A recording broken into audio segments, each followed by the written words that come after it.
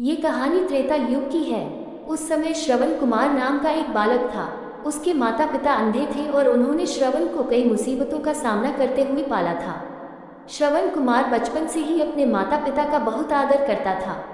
जैसे जैसे श्रवण बड़ा होता गया, उसने घर की जिम्मेदारी अपने कंधों पर ले ली।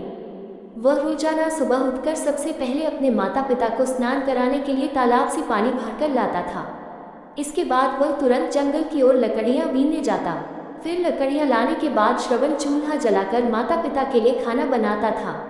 श्रवण को इतनी मेहनत करते देख उसकी माँ हमेशा उसे टोकती थी। वह कहती थी, श्रवण बेटा, तुम इतना सारा काम अकेले क्यों करते हो?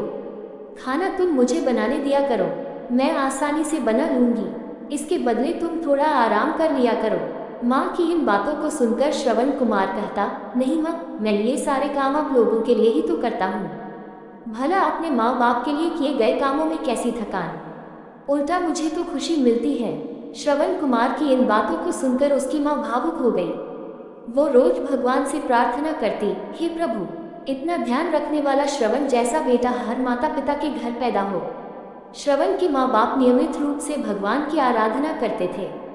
वह उनके लिए फूल और पूजा की अन्य सामग्री लाता, फिर खुद भी बिना देर किए माता पिता के साथ पूजा में शामिल हो जाता था। श्रवण कुमार धीरे धीरे बड़ा हुआ और जल्दी से घर के कार्यों को खत्म करके बाहर काम पर निकल जाता था। एक दिन श्रवण अपने माता पिता के साथ बैठा था। तभी उन्होंने श्रवण से कहा, बेटा, तुमने हमारी हर ख्वाहिश पूरा की है। अब हमारी केवल एक ही इच्छा है जिसे हम पूरी करना चाहते हैं। ये सुन श्रवण ने उनसे पूछा, ऐसी कौन सी इच्छा बाकी है जिसे आप पूरा करना चाहते हैं? आप केवल आदेश दें, मैं आपकी हर ख्वाहिश को पूरा करूंगा। इस पर श्रवण के पिता ने कहा, बेटा, अब हम बूढ़े हो चुके हैं और हम चाहते हैं कि मरने से पहले तीर्थ यात्रा के लिए जाएं। भगवान की शरण में जाकर हमें सुकून की प्राप्ति होगी। अपने माँ बाप की बात सुनकर श्रवण कुमार सोचने लग गया कि वह उनकी इस इच्छा को कैसे पूरा करेगा। उस समय बस और ट्रेन की सुविधा नहीं थी, साथ ही उसके माता पिता देख भी नहीं सकते थे। ऐसे में उन्हें तीर्थ यात्रा कराना भला कैसे संभव हो पाता। तभी श्रवण कुमार को एक तरकीब सूझी। वह तुरंत बाहर गया और वहां से 2 बड़ी टोकरी लेकर आया। उसने उन दोनों टोकरियों को एक मजबूत डंडे में मोटी रस्सी के सहारे लटकाकर एक बड़ा सा तराजू बना लिया। फिर श्रवण कुमार ने उस तराजू में अपने माँ बाप को बारी बारी से गोद में उठाकर बैठा दिया। उसके बाद तराजू को अपने कंधों पर लेकर उन्हें तीर्थ यात्रा पर लेकर निकल पड़ा। वह लगातार कुछ दिनों तक अपने माता पिता को एक के बाद एक सभी पवित्र स्थलों पर घुमाने लगा। इस दौरान श्रवण कुमार ने अपने माता पिता को प्रयाग से लेकर काशी तक के दर्शन कराए। माता पिता को घुमाते समय श्रवण कुमार उन्हें उन जगहों के बारे में भी बताते चलता था, क्योंकि वह आंखों से उस दृश्य को नहीं देख सकते थे। अपनी बेटे की मेहनत को देख उसके माता पिता बहुत खुश थे।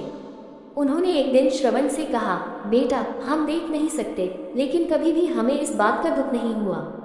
तुम हमारे लिए हमारी आंखें हो। तुमने हमें जिस तरह सारे पवित्र स्थानों की कथा सुनाकर उनके दर्शन कराए हैं, ऐसा लगता है जैसे कि हमने सच में प्रभु के दर्शन अपनी आंखों से किया हो। अपनी माता पिता की बातें सुनकर श्रवण ने कहा, आप लोग ऐसी बातें न करें। बच्चों के लिए माता पिता कभी भी बोझ नहीं होते, ये तो बच्चों का धर्म होता है। एक दिन श्रवण कुमार आराम करने के लिए अयोध्या के पास अपने माता पिता के साथ रुका। तभी उसकी माँ ने पानी पीने की इच्छा जताई। श्रवण को पास में ही एक नदी दिखाई दी। उसने अपने माता पिता से कहा, आप दोनों यहाँ आराम करें, मैं आप लोगों के लिए अभी पानी लेकर आता हूँ। नदी के पास पहुंचकर श्रवण कुमार कमंडल में पानी भरने लगा। उसी जंगल में अयोध्या के राजा दशरथ भी शिकार के लिए पहुंचे थे। पानी में हलचल की आवाज़ सुनकर उन्हें लगा कि कोई जानवर पानी पीने आया है। उन्होंने बिना देखे केवल ध्वनि सुनकर ही अपना तीर चला दिया। दुर्भाग्य से वह सीधे श्रवण कुमार को लग गया। तीर लगते ही वह चीख पड़ा। इसके बाद राजा दशरथ जब अपने शिकार को देखने पहुंचे तो वहां श्रवण था। वो तुरंत श्रवण कुमार के नजदीक पहुंचे और कहा, मुझसे बहुत बड़ी भूल हो गई, मुझे माफ कर दीजिए। मुझे बिल्कुल नहीं पता था कि यहाँ कोई मानव होगा। मैं इस गलती का पश्चाताप करने के लिए क्या करूं कि तुम मुझे माफ कर दो। तभी करहाते हुए श्रवण कुमार ने कहा, यहाँ से थोड़ी ही दूर जंगल में मेरे माता पिता बैठे हैं, उन्हें काफी प्यास लगी है। आप उन तक ये पानी पहुंचा दीजिए और मेरे बारे में उन्हें कुछ भी न बताएं। इतना कहते कहते श्रवण कुमार की सांसें रुक गईं। श्रवण कुमार की मौत से राजा दशरथ सुन्न पड़ गए। किसी तरह वो श्रवण कुमार के बताए अनुसार चल लेकर उसके माता पिता के पास पहुंचे। श्रवण के माता पिता अपने बेटे की आहट को बखूबी पहचानते थे। जब राजा दशरथ उनके करीब पहुंचे तो उन्होंने आश्चर्य से पूछा, तुम कौन हो और हमारे श्रवण को क्या हुआ? वह क्यों नहीं आया? राजा दशरथ उनके सवालों का जवाब नहीं दे पाए। उन्होंने चुपचाप पानी उनकी तरफ बढ़ा दिया। तभी श्रवण की मां ने चिंतित स्वर में जोर से कहा, तुम कौन हो और मेरा बेटा कहाँ है? ये बताते क्यों नहीं हो? श्रवण की मां की चिंता देखकर राजा दशरथ ने कहा, मां मुझे माफ कर दीजिए। शिकार करने के लिए मैंने जो तीर चलाया था वो सीधे आपके बेटे श्रवण को जा लगा। उसने मुझे आप लोगों के बारे में बताया, इसलिए मैं यहाँ पानी लेकर चला आया। इतना कहकर राजा दशरथ चुप हो गए। राजा दशरथ की बात सुनकर श्रवण की मां जोर जोर से रोने लगी। उन दोनों ने अपने बेटे की मौत के गम में राजा दशरथ के लाए हुए पानी को हाथ तक नहीं लगाया। श्रवण के पिता ने तभी राजा दशरथ को पुत्र वियोग का श्राप दे दिया।